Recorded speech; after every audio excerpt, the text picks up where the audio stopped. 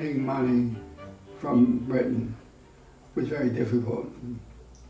My mother was in difficulty. We just had to manage as best we could. What then happened was that when I went into the service, I went in not the right amount of money, the lowest rank.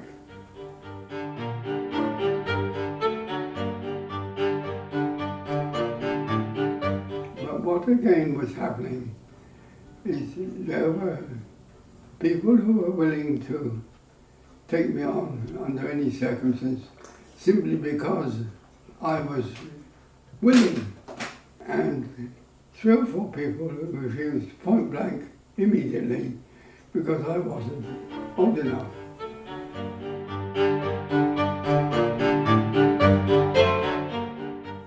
When I joined the Air Force, first of all, I had to have a certificate from school because I lost my birth certificate, and the publication, the passport was enough, but they needed some support. And the 2 people who gave me support said, Kirton can take this place, he will be useful, and he creates more problems that the enemy won't like.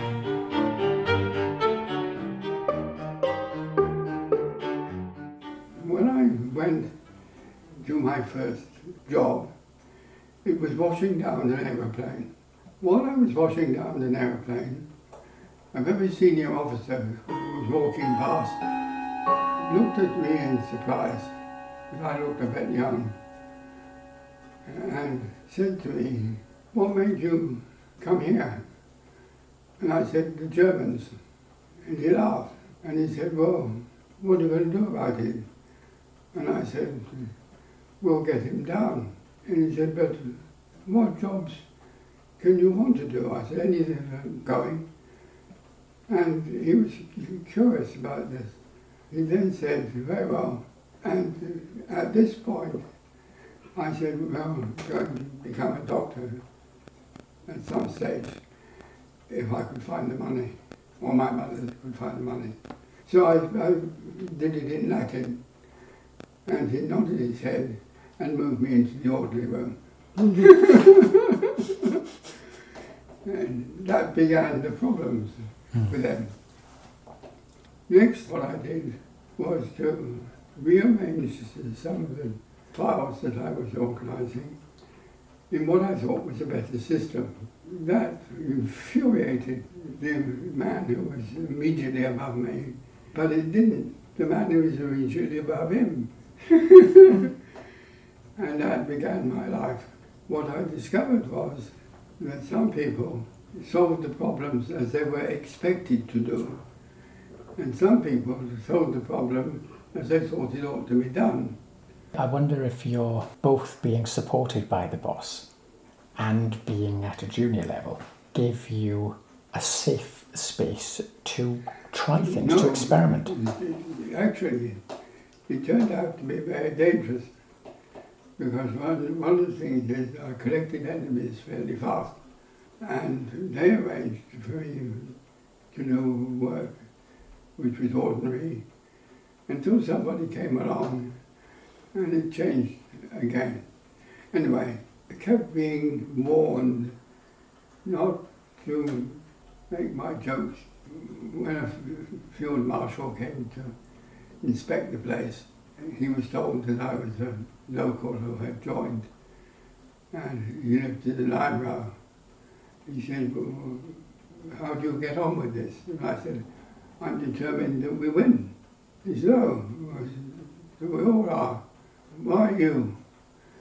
And I said, "They kept missing me, and I got angrier and angrier every time I was bombed."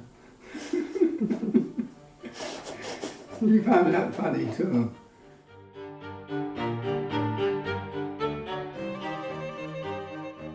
One of the things that I was immediately told was to go and tidy up some things which were happening there, because we were moving back into the headquarters before the Italians attacked us.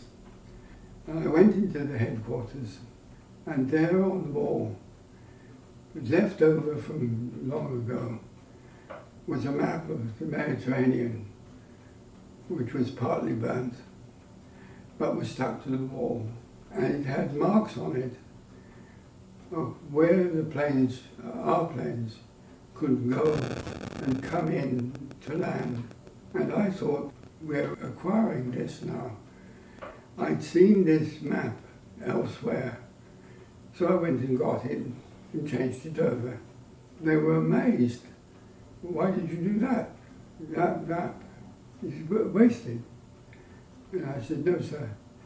I promised to give it to another command.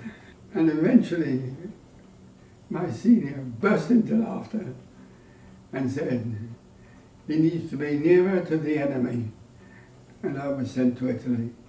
Then I began to notice, for a long time, that officers, there were a major group of officers who believed they knew how things operated. You did it their way or ran into trouble. And because I had been bred in Malta and not fitted, and a junior person in the Air Force who didn't quite fit, I offered suggestions to my chiefs that weren't safe. And so it went on, that I realized time after time that I could be right, but I was wrong in saying so.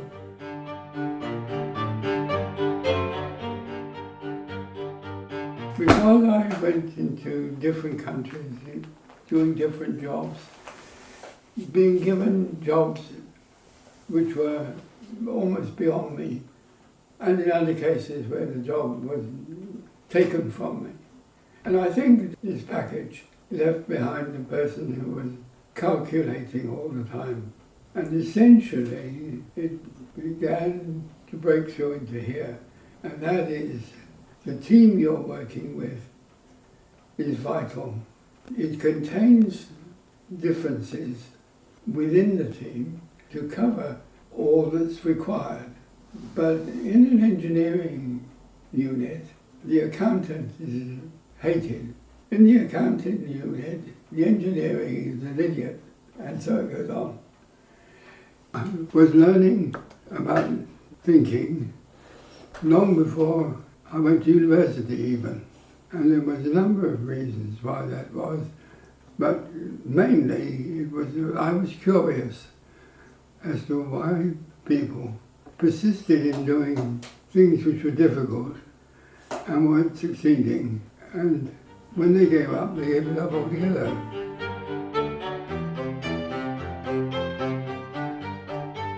As I discovered in the services early on, if you feel you're being attacked by someone who's in a better position, you get pretty rough with it, and it leads to a fight.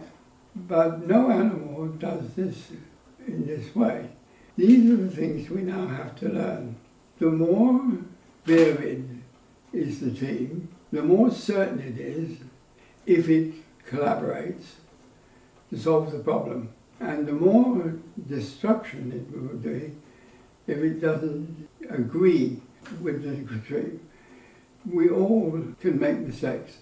So as a leader, how do you now cope? Almost all the leaders I came across believed that I was junior and therefore wasn't to be taken into account. But if it can find leaders who think he's accountant, I'll put the question to him and see what he can say and what he can do.